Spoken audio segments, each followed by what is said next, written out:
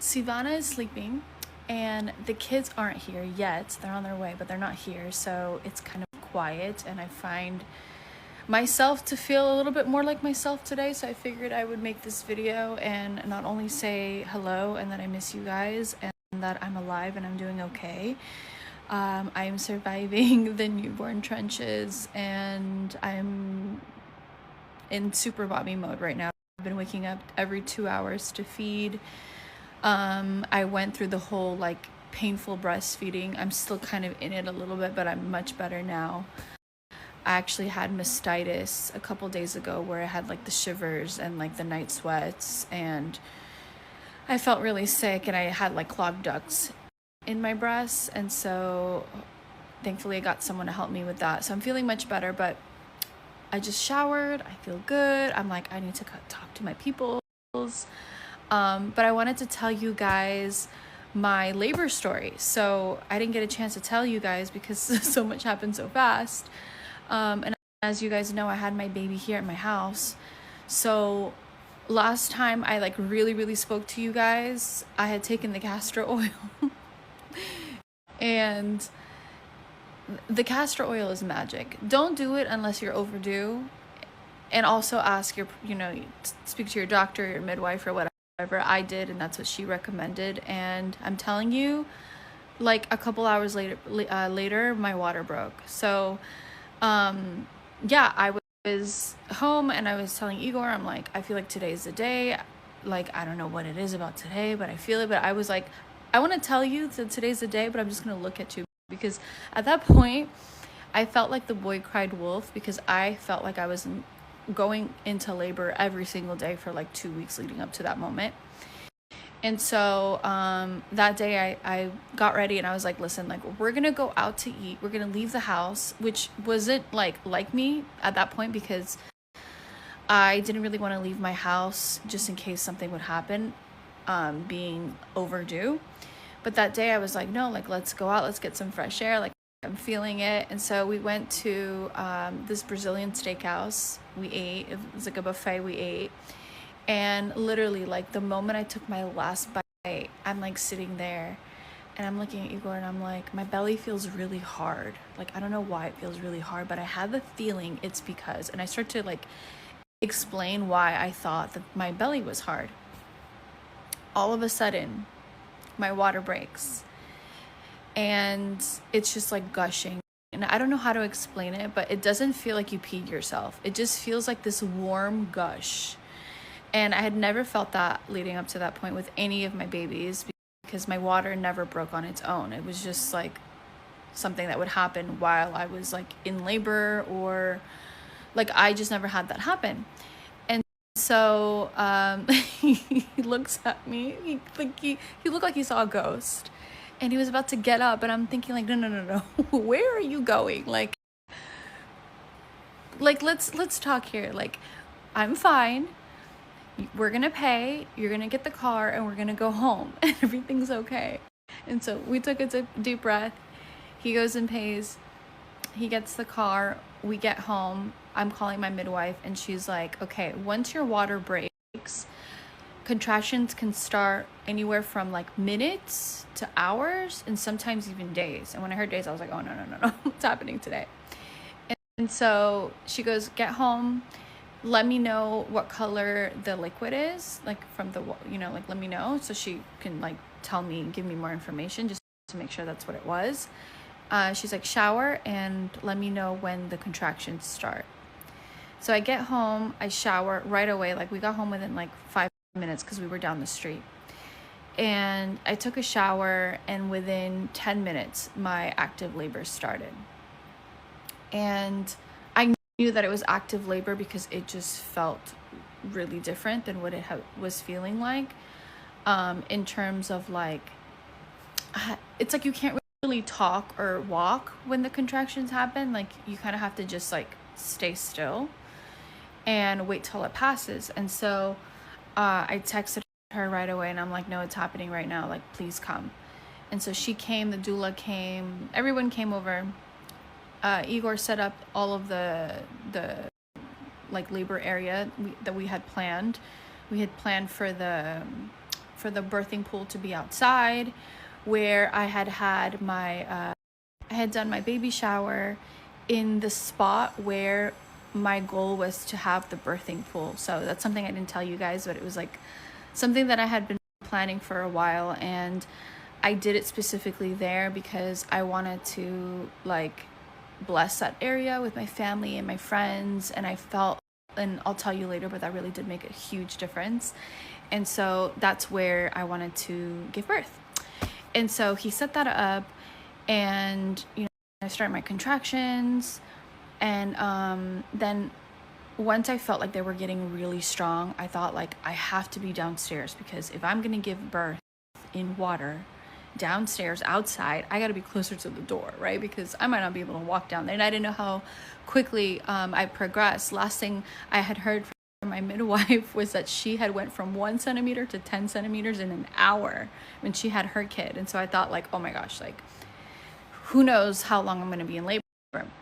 And so I go downstairs. My brother had just arrived to come pick up Ace, because I figured like I didn't want Igor to be like walking the dog and stuff while the baby's here. And so I asked my brother if he could watch Ace for a day. So he came to pick him up, and so he was like a huge grounding support for the first couple hours of labor. And then he ended up leaving, which was good because it really gave me and Igor an opportunity to like just be with ourselves.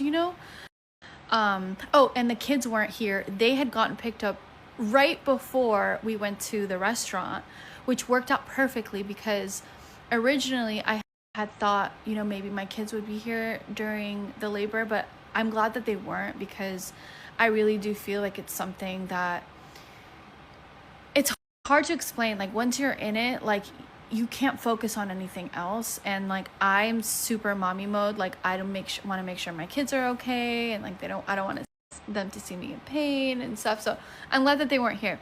So perfect. The whole thing was perfect. So my water breaks at 5 p.m. At 5:30, I'm like officially in active labor.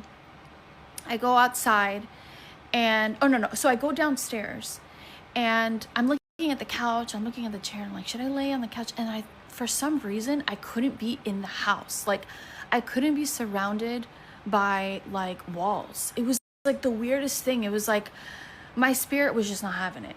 So as soon as I went outside under the sky, I felt like I could breathe, like I felt good, which is strange because like, I don't know, I would think that I would want to labor like on my bed or like on a couch, but no, I wanted to be outside. And I literally labored standing up for 2 hours. My contractions were 1 minute apart for 1 minute, and they were really, really fast. And I just labored like that for 2 hours, and I had a playlist of songs that I had put together before, and I kid you not, every time that my contraction would end, the song would end, and then every time the contraction would peak, the song would peak. And so I was like in sync with the music, and it was just like this like ceremonial experience, and it was just, I don't even know how to explain it. Like it really was just something much bigger than I had expected. And I had been, like fantasizing and dreaming about how that day would be for months and months and months. And it was just much better than I had expected. Like it just felt so good. And it wasn't too hot outside. It wasn't cold. It was just like the perfect weather. The sun was kind of coming down, and I just felt like I was just surrendering to every single contractions. And I also felt that when I was standing, while I was standing and having these contractions, I could feel the baby like move down, like gravity was helping her and my body bring her down, which by the way, I didn't know it was a girl at that moment, but bringing the baby down. And so it just felt like my body knew exactly what I needed to do in that moment. And I was just doing everything intuitively leading up to that moment. And so my midwife would, come and check my heart rate, baby's heart rate, and then just quietly walk away. And it was really nice that she gave me and Igor our space. And then at one point she looks at me and she's like, let me know when you would like us to fill the birthing pool. And I thought, well, I don't want her to do it too quickly, because what if I'm laboring for longer and the water gets cold? So there was just like a moment, and I just, without thinking, I just said, I need to get in the water. And so she looks at me and she's trying to, so she starts filling up the birthing pool, and I'm staring at it like a hawk, waiting to get that water up a little higher so that I can get in.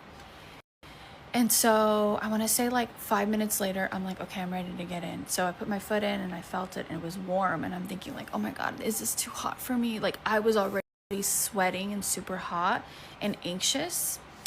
And so I get in, and I'm kind of like getting in these like different positions, like these very primal birthing positions that I had never been in any of my pregnancies and labor and deliveries, because I would labor on a bed.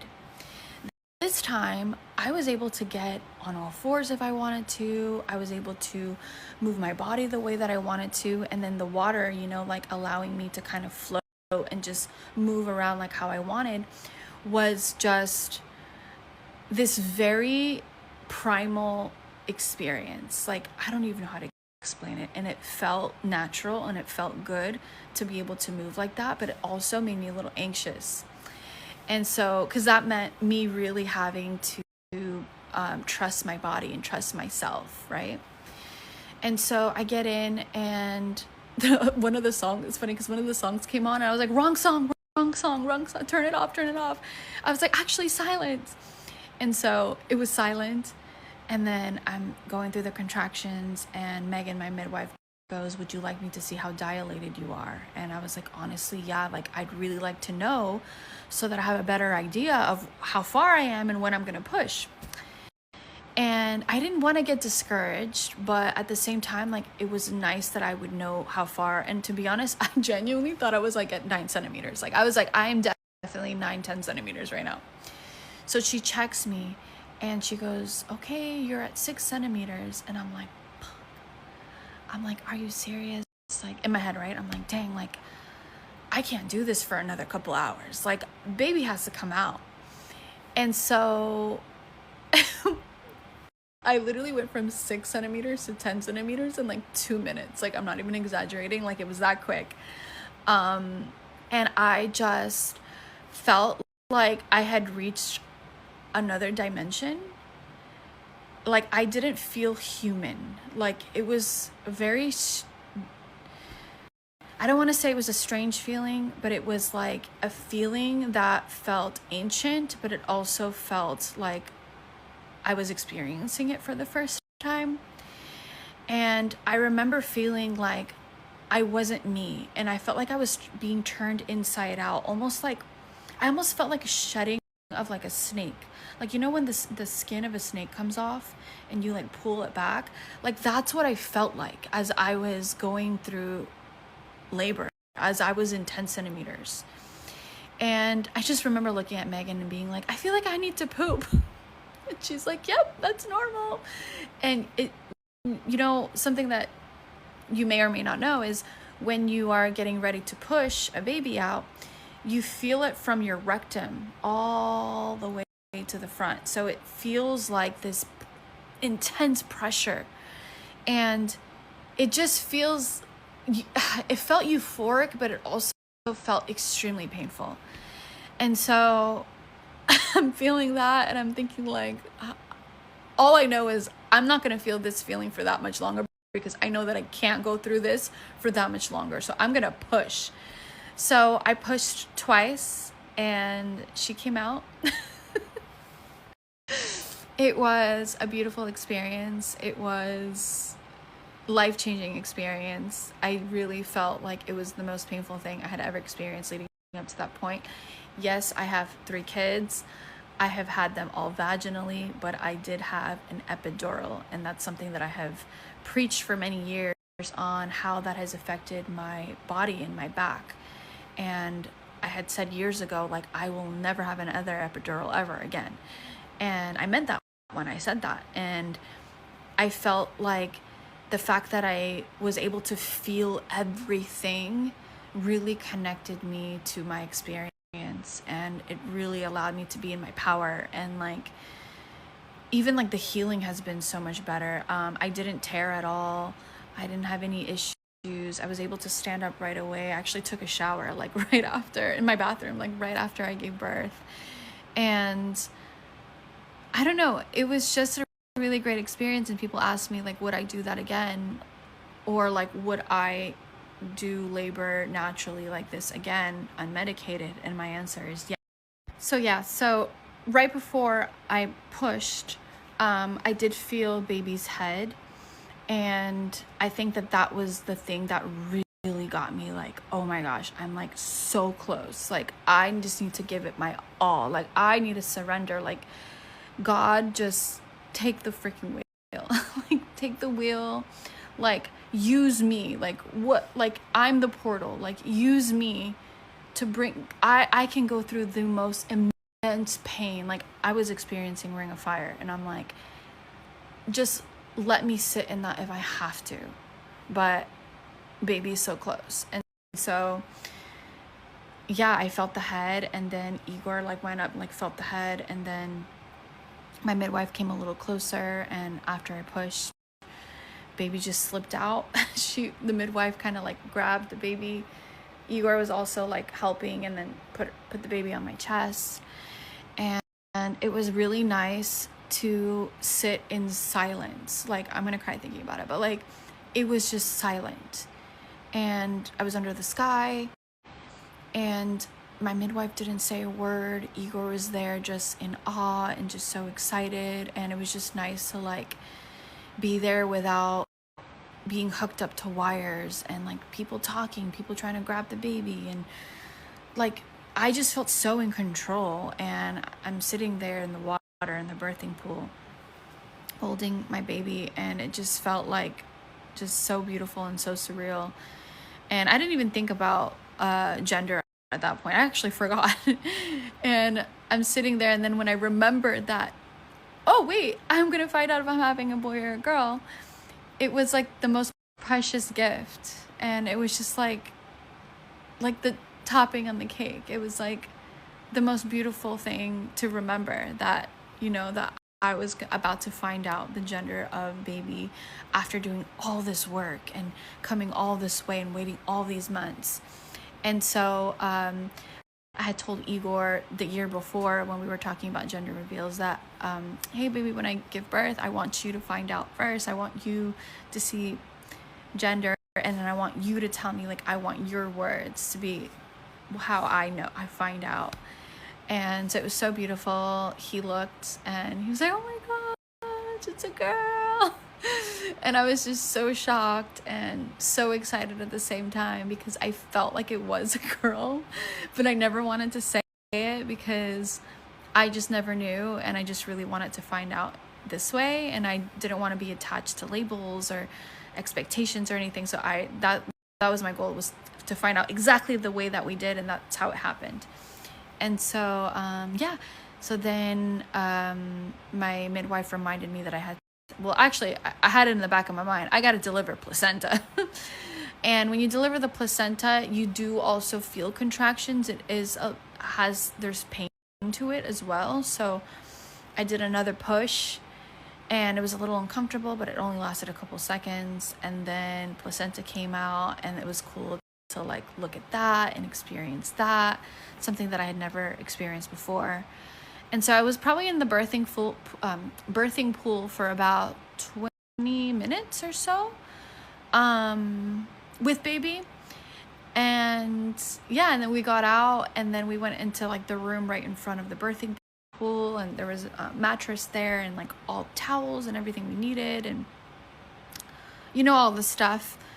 Midwife checked me, and yeah, it was like so surreal. Elle called me, she FaceTimed me, and she said, it was kind of late at night, and she FaceTimed me, and she goes, I had a feeling to FaceTime you because I feel like you had the baby. And so I actually have a video of the moment that I told her we were having a girl. I was actually telling her, I don't want to tell you on FaceTime, like, I want to see you tomorrow morning and you find out and you come see baby. But she was like, no, mommy, I can't go to sleep. I need to know right now. And Lele and Seal are in the background, like, we need to know. And so I told her, and they were like screaming, yelling, so excited. And then they met her the next morning, and they're absolutely obsessed with this girl. They're obsessed. But yeah, it was overall a great experience. I couldn't have asked for a better labor experience. It was definitely worth the prodromal labor that I was experiencing for 2-3 weeks. You guys were right. If you do go through that, your labor will be short because my labor was like 3 hours at the most. From the moment that my water broke to the baby being born, 3 hours.